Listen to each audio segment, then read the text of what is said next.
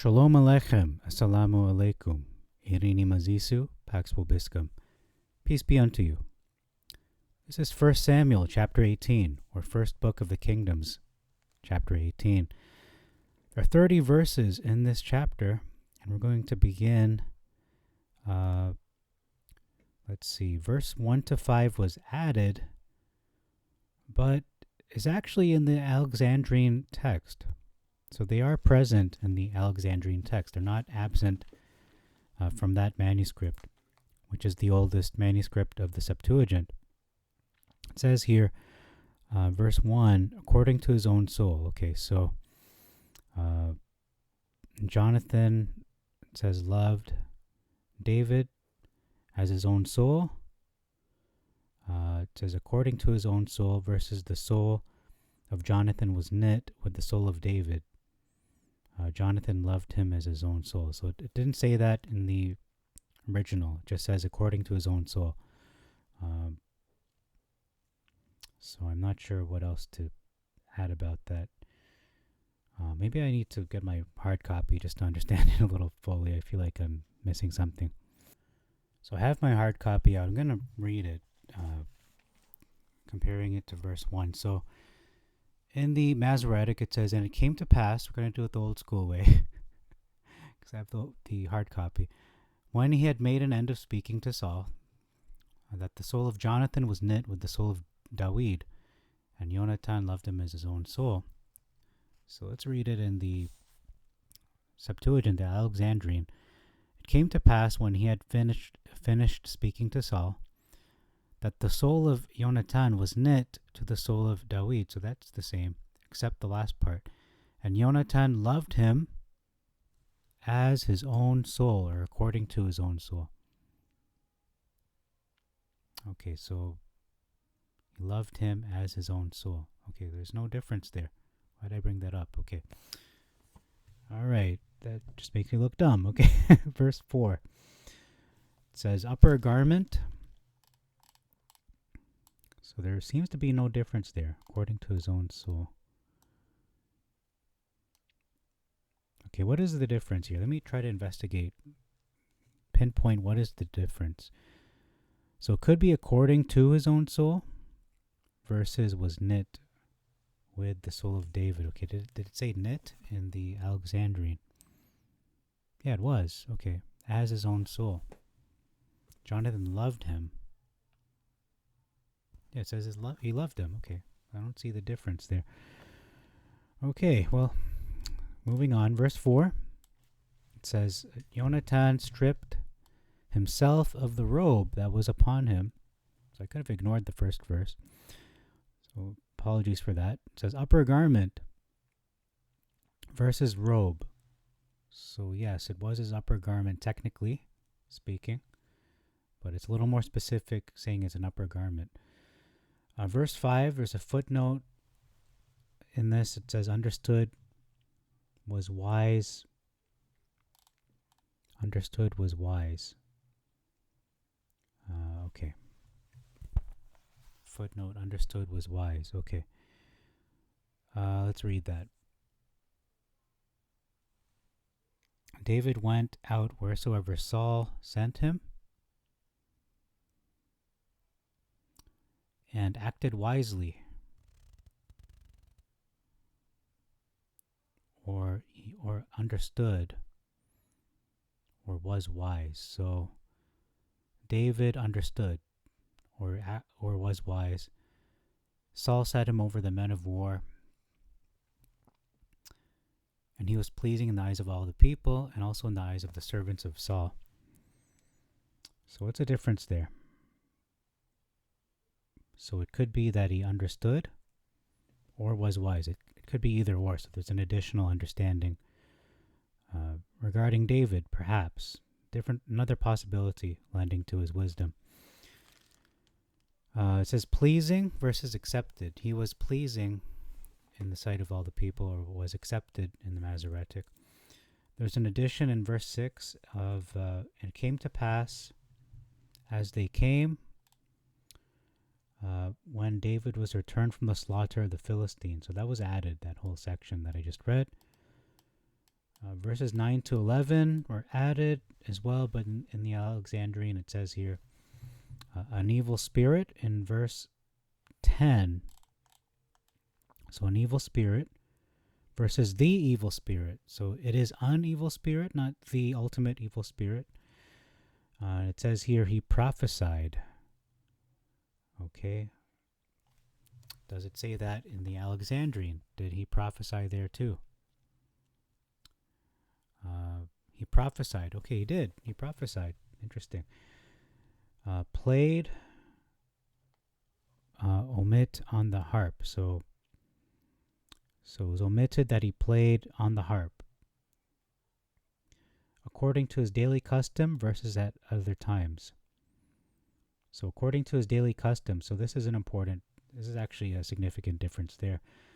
So it's not that David just plays at random. This was his usual habitual activity to play the harp. So I'm going to add that there. That's actually a significant difference. I'm going to put that there as an SD. And then next we have our first big difference in the chapter, and that is found in verse 11. Okay, so it says here that Saul cast the javelin. So Saul threw the javelin. He launched it at David, trying to kill him. That's what it sounds like. If you're reading that, what does it sound like? He cast it. He pitched it. He threw it in order to kill David. That was the intention. What does it say in the Septuagint? Well, let me read in the hard copy. Verse 11. Saul took his spear. It says Saul's spear was in his hand. So it's in his hand, and he took it. So he took it in his hand and said, I will smite David even to the wall. So his intention was there, but he didn't actually throw it. He was ready and armed to throw it, but he did not throw it. So that's a big difference. Verses 17 to 19, these were added as well. But before I do that, let me look at the verses in between, see if there's anything that we missed. Okay, there's quite a number of things. Okay, we have to go back to verse 6. So let's try to keep in mind verse 15. We're going to work our way backwards here. Verse 6, it says here, there's an addition of singing, so the women did not sing. And it says cymbals versus instruments of music. So they use cymbals specifically. Verse 7, they began. Verses answered as they played. Verse 8, it seemed evil in the eyes of Saul. Verses was very wroth, and the saying displeased him. He wasn't just displeased, it was evil in his sight anyway. It doesn't say he was very wroth, but he did not approve. There's an addition of what can he have more but the kingdom. So that was added. All right, verse 12. He was alarmed on account of David versus was afraid of David because Adonai was with him. So that was added, the Adonai was with him part. Verse 13, captain, omit for himself. So the for himself part was omitted. He made him a captain of 1,000 for himself. That's an interesting omission. Was prudent versus behaved himself wisely. And then we move on to verse 17. Okay, so verse 17. Again, going back to the Alexandrian. We're going to actually ignore this verse. Verse 18. What is the life of my father's family in Israel, in the original, in the Alexandrian, versus what is my life, which is redundant, or my father's family in Israel.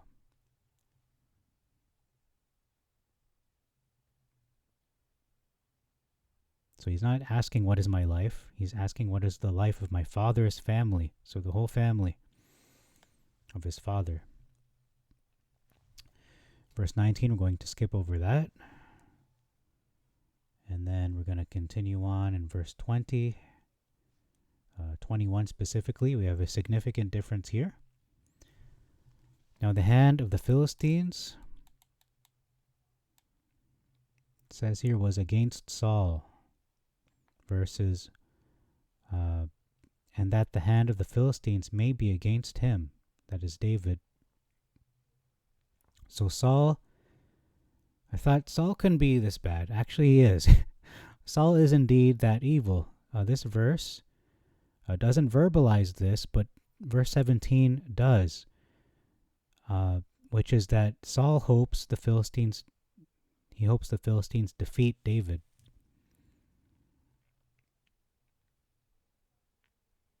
Okay, so how did I conclude that? Let's look at 17. Saul said to David, let not my hand be upon him, but let the hand of the Philistines be upon him. So that's in the Masoretic. And then we look at the Alexandrian. Saul said to David, behold, my elder daughter Merab, I'll give her to you to wife. Only you be to me a mighty man, and fight the wars of Adonai. And Saul said, let not my hand be upon him, but the hand of the Philistines shall be upon him. So he's saying, I want David to get hurt, to get injured, or perhaps killed, but don't let it be me. Let it be the Philistines to do it.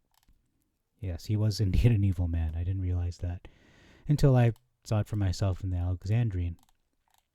And then verse 21, just to reiterate, now the hand of the Philistines was against Saul. Look at that turnaround there. But in the Masoretic it says that the hand of the Philistines may be against him, which seems to imply that it's David.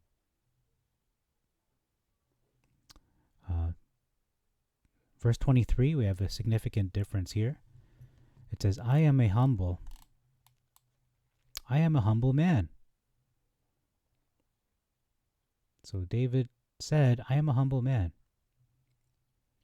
versus and not honorable.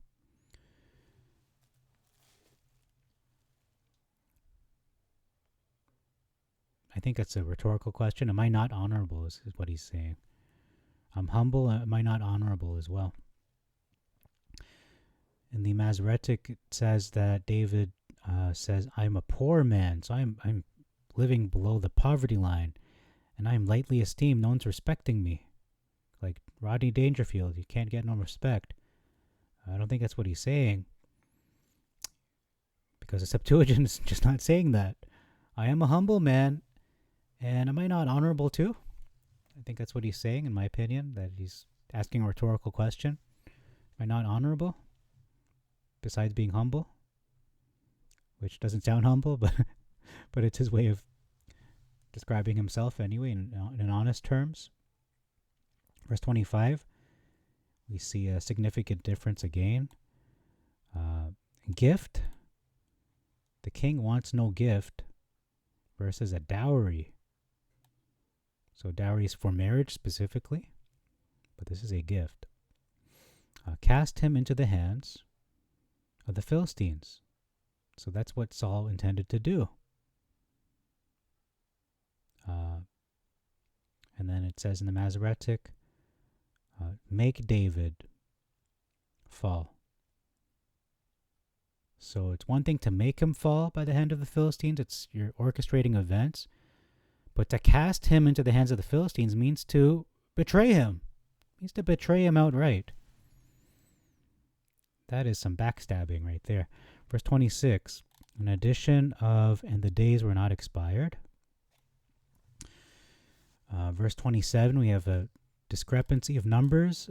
We have 100 men versus 200 men. So it was actually 100 men. Kind of diminishes it, but that's the truth, 100. Verse 29, an addition of Saul became David's enemy continually. And 30 was added, but it is actually in the Alexandrian, but not significant enough to mention, perhaps, unless I look here. Okay. Okay, there's a few more to mention before we close this video. So it is the closing verses. So 29, we have an addition of, then Saul became David's enemy continually, which I just mentioned. 30, we have chief versus princes. Okay, I don't see princes. Where's princes?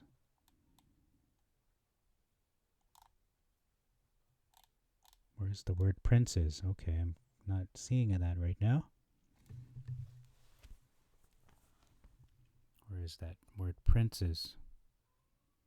Maybe that's not the right verse. Okay, well, I don't see that. It says, from the sufficiency of their expedition versus after they went forth. Okay, the princes, that's in the beginning of the verse. Okay, so chief. Actually says chief of the Philistines. So it's a one individual versus multiple people, multiple princes specifically. And then it says, from the sufficiency of their expedition versus after they went forth. Okay. The princes of the Philistines went forth, and it came to pass after they went forth. Okay, so after they went forth. So they went to fight, and then came to pass after they fought, essentially. But in the Septuagint, the Alexandrian says, came to pass from the sufficiency of their expedition. What does that mean? Their sufficient expedition. So after their sufficient expedition, was that successful? I don't want to know. Not that I don't want to know. I'm not saying it was successful or not. You have to read the whole chapter to get a sense of that. The sufficiency of their expedition. Okay. Can we get a hint of whether it was or not? Doesn't seem to be sufficient because David killed 100 men. So it doesn't seem to be a successful battle, or at least they're not having a string of successes because David is there to put a wrench in their operation, a monkey wrench in there. Okay, so that's verse 30. And then it says here, his name was honored. Okay, so actually before we move on, why did the princes of the Philistines go forth? So I guess they are they leaving or are they going to fight? It sounds like they're went forth. Sounds like they're going forward, but in terms of going forward, are they going forward back to in retreat to their headquarters, or are they going forth to battle? Because it sounds like it came to pass from the sufficiency of their expedition. David acted wisely. Okay, so why would David act wisely? It's just his behavior. So it seems that they're retreating, or in any case, they're not battling. But the important point is David acted wisely above all the servants of Saul. And then it says here, his name was honored exceedingly. Versus, so that his name was much set by, whatever that means. What does set by mean? To be heavy. Okay, so his name was heavy. Let's look that up quickly. A little quicker.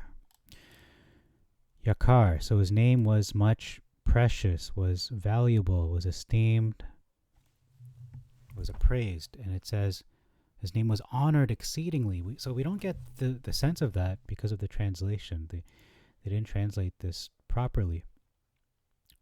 So his name was exceedingly honored. David's name was, because he behaved himself wisely. He didn't get this honor for no reason. He deserved it. He earned it. Okay, so that's all for this chapter. Sorry to go back and forth. My notes were all over the place because of the Alexandrian, so I had to kind of sparse it. But that doesn't happen too often, where the Alexandrian supplies missing texts or missing verses. It only occurs here, at least in 1 Samuel in chapter 17 and 18, and then that happens again in Kings 3, or I'm not sure if that's 3rd Kings. I feel like that's 3rd Kings. Yeah, that's 3rd Kings. It's going to happen again there, and it seems to be I don't know what chapter right now, but we'll find out when we get there. So thank you very much for your time. Until next time, I bid you all Shalom Aleichem, Assalamu Alaikum, Irini Mazisu, Pax Vobiscum, peace be unto you, and Maranatha.